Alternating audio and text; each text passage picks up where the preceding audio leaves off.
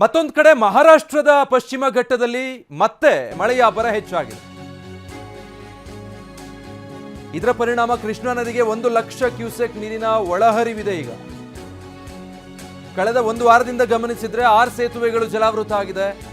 ಚಿಕ್ಕೋಡಿ ಉಪವಿಭಾಗದ ಸಂಪರ್ಕ ಸೇತುವೆಗಳೆಲ್ಲ ಕೂಡ ಮುಳುಗಡೆ ಆಗೋಗಿದೆ. ಕೊಯ್ನಾ ರಾಧಾನಗರಿ ಡ್ಯಾಂಗಳಿಂದ ನೀರು ರಿಲೀಸ್ ಆಗಿದೆ ಕೃಷ್ಣಾ ನದಿಗೆ. ಹೀಗಾಗಿ ಅಪಾರ ಪ್ರಮಾಣದಲ್ಲಿ ನೀರಿನ ಮಟ್ಟ ಏರಿಕೆಯಾಗಿರೋದು, ಪ್ರವಾಹದ ಪರಿಸ್ಥಿತಿ ತಲೆದೋರಿದೆ. ಮತ್ತಷ್ಟು ಹೆಚ್ಚಳ ಆಗುವಂಥ ಸಾಧ್ಯತೆ ಕೂಡ ಇದೆ ಅಂತ ಹೇಳಲಾಗ್ತಾ ಇದೆ. ಸೊ ಈ ಪ್ರವಾಹ ಪರಿಸ್ಥಿತಿಯನ್ನು ಎದುರಿಸೋದಕ್ಕೆ ಬೆಳಗಾವಿಯ ಜಿಲ್ಲಾಡಳಿತ ಕೂಡ ಸಜ್ಜಾಗ್ತಾ ಇದೆ. ಅಗತ್ಯ ಕ್ರಮಗಳು, ಮುನ್ನೆಚ್ಚರಿಕಾ ಕ್ರಮಗಳನ್ನು ಕೈಗೊಳ್ಳೋದಕ್ಕೆ ಮುಂದಾಗಿದೆ. ನದಿ ಪಾತ್ರದ ಗ್ರಾಮಸ್ಥರಿಗೆ ಮುನ್ನೆಚ್ಚರಿಕೆ ಸೂಚನೆಯನ್ನು ಕೂಡ ರವಾನೆ ಮಾಡಿದ್ದಾರೆ.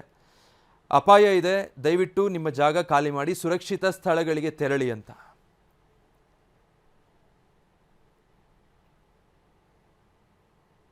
ಕೃಷ್ಣಾ ನದಿಯ ನೀರಿನ ಮಟ್ಟವನ್ನು ಪರಿಶೀಲಿಸಲು ನಾನು ಮತ್ತು ತಹಶೀಲ್ದಾರ್ ಚಿಕ್ಕೋಡಿಯವರು ಕೂಡ ಹೋಗಿದ್ದೆವು.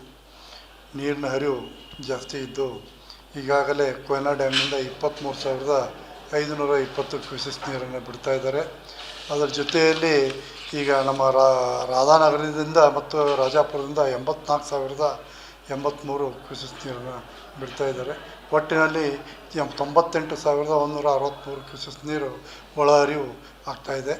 ಈಗಾಗಲೇ ನದಿ ಪಾತ್ರದಲ್ಲಿರ್ತಕ್ಕಂಥ ಗ್ರಾಮಗಳಿಗೆ ನಮ್ಮ ಗ್ರಾಮ ಲೆಕ್ಕಾಧಿಕಾರಿಗಳ ಮುಖಾಂತರ ಜನರಿಗೆ ತಮ್ಮ ಸಂರಕ್ಷಣೆ ಕುರಿತು ಈಗಾಗಲೇ ತಿಳುವಳಿಕೆ ನೀಡಲಾಗಿದೆ. ಮತ್ತು ಒಗ್ಯಾಣ ಒಗೆಯೋಕ್ಕಾಯಿತು, ಬಟ್ಟೆಗಳನ್ನ ಒಗೆಯೋಕ್ಕಾಯಿತು, ದನಕರುಗಳನ್ನು ಮೇಯ್ಸೋಕ್ಕೆ ತೊಳೆಯೋದಕ್ಕಾಯಿತು, ನದಿ ಪಾತ್ರದಲ್ಲಿ ಹೋಗತಕ್ಕಂಥದ್ದಲ್ಲಂತೆ ಬಗ್ಗೆ ನಾವು ಈಗಾಗಲೇ ಡಂಗರವನ್ನು ಸಾರಿಸಿದ್ದೀವಿ. ಮತ್ತು ಗ್ರಾಮ ಲೆಕ್ಕಾಧಿಕಾರಿಗಳ ಮುಖಾಂತರ ಅವ್ರಿಗೆ ತಿಳುವಳಿಕೆ ಕೂಡ ನಾವು ಕೊಟ್ಟಿದ್ದೀವಿ. ನಿಪ್ಪಾಣಿ ತಾಲೂಕಿನಲ್ಲಿ 4 ಬ್ರಿಡ್ಜ್ಗಳು ಬಂದಾಗಿದ್ದಾವೆ. ಒಂದು ಕಣ್ಣೂರು ಮತ್ತು ಬಾರವಾಡ ಕಾರದ. ಇನ್ನು ಪಶ್ಚಿಮ ಘಟ್ಟ ಪ್ರದೇಶದಲ್ಲಿ ಕೂಡ ಮಳೆಯ ಅಬ್ಬರ ಮುಂದುವರಿತಾ ಇದೆ. ರಾಕಸಕೊಪ್ಪ ಜಲಾಶಯದ 2 ಗೇಟ್ಗಳನ್ನು ಓಪನ್ ಮಾಡಲಾಗಿದೆ, ಒಳಹರಿವು ಹೆಚ್ಚಾಗಿರೋದ್ರಿಂದ. ಬೆಳಗಾವಿ ನಗರಕ್ಕೆ ನೀರು ಒದಗಿಸುವಂಥ ರಾಕಸಕೊಪ್ಪ ಡ್ಯಾಮ್ನ 2 ಗೇಟ್ಗಳನ್ನು ಈಗ ಓಪನ್ ಮಾಡಿದ್ದಾರೆ. ಜಲಾಶಯ ಸಂಪೂರ್ಣವಾಗಿ ಭರ್ತಿಯಾದ ಹಿನ್ನೆಲೆ ಇನ್ನೂ ಅಪಾರ ಪ್ರಮಾಣದಲ್ಲಿ ಒಳಹರಿವಿರೋದ್ರಿಂದ ಗೇಟ್ಗಳನ್ನು ಓಪನ್ ಮಾಡಿ ಮತ್ತೆ ನದಿಗೆ ಹೆಚ್ಚಿನ ಪ್ರಮಾಣದಲ್ಲಿ ನೀರು ಬಿಟ್ಟಿದ್ದಾರೆ. ಕೇವಲ 15 ದಿನದಲ್ಲಿ ರಾಕಸಕೊಪ್ಪ ಡ್ಯಾಮ್ ಸಂಪೂರ್ಣವಾಗಿ ಭರ್ತಿಯಾಗಿದೆ. ಇನ್ನೊಂದು 2 ಅಡಿ ಮಾತ್ರ ಬಾಕಿ ಇರೋ ಹಿನ್ನೆಲೆ ಸೇಫ್ಟಿ ವೈಸ್ ಹೆಚ್ಚುವರಿ ನೀರನ್ನು ಈ ರೀತಿ ಡ್ಯಾಮಿಂದ ಹೊರಗೆ ಬಿಡಲೇಬೇಕಾಗುತ್ತೆ. ಡ್ಯಾಮ್ನಿಂದ ಮಾರ್ಕಂಡೇಯ ನದಿಗೆ ನೀರನ್ನು ಬಿಡುಗಡೆ ಮಾಡಿದ್ದಾರೆ.